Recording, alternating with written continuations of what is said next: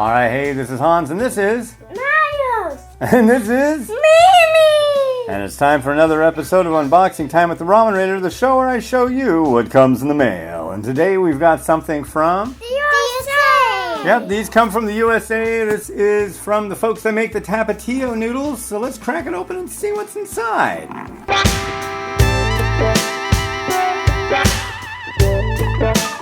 Perfecto. Wow, this is pretty cool and you don't see it every day.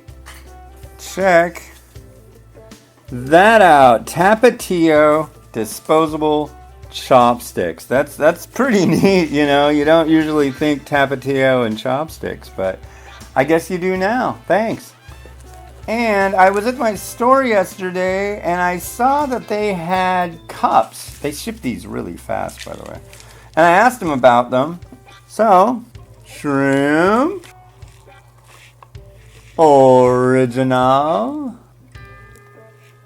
and chicken, and the new extra spicy.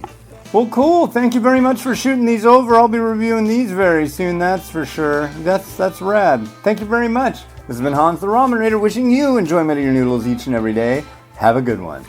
Bye.